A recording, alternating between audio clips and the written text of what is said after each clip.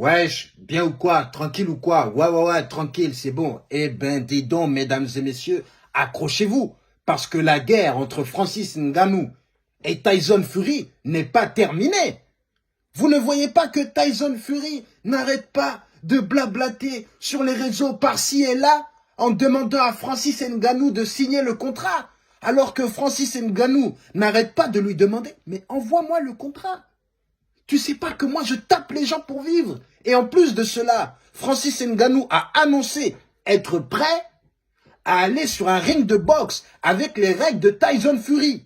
Vous vous rendez compte? Si ça, c'est pas quelqu'un qui va venir le botter dans sa catégorie, dans son sport, vous ne vous rendez pas compte? Francis Ngannou vient d'annoncer que lui, il est prêt à mettre les gants de boxe et à accepter les règles de Tyson Fury, puisque Tyson Fury ne sait pas se battre dans la cage.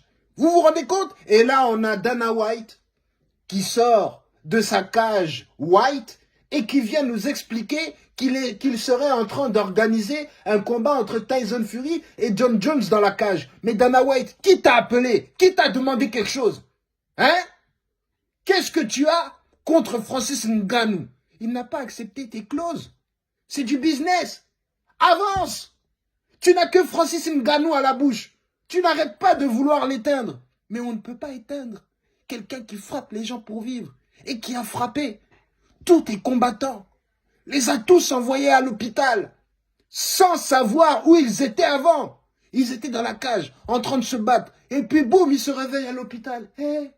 Voilà, bon, moi, je vais me lancer dans la jardinerie.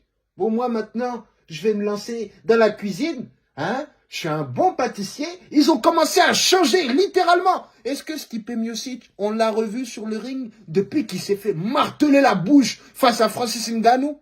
Hein? L'a-t-on revu? Hein? Il a frappé absolument toute ta division.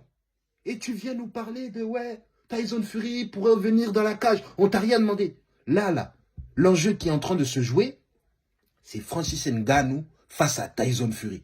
Nous voulons voir Tyson Fury face à Francis Ngannou. Parce que Tyson Fury, qu'est-ce qu'il a fait dans le monde de la boxe? Il faut le dire.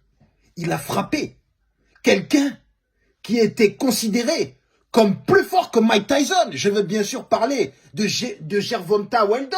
Enfin non, de Deontay Wilder. Tu vois, je commence à confondre ceux qui ont de la puissance. Gervonta et Deontay, je les ai littéralement confondus. Mais vous savez qui est Gervonta? Vous ne le savez pas. Le petit qui a frappé Ryan Garcia. Mais là, on parle de Deontay Wilder. Lui, sa frappe a été enregistrée à un petit peu plus que celle de Mike Tyson. Et bien, Tyson Fury, il a frappé celui-là.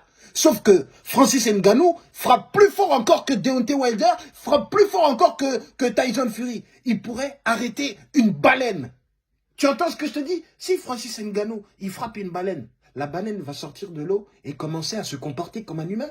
Elle va plus savoir où elle est. Elle va commencer à marcher, après elle va dire « Oh, mais on peut pas respirer ici. » Ah ouais, mais si, quand même, c'est vrai que je peux respirer puisque je suis une baleine. Ah, ben je peux marcher dans la rue. Ah ben alors.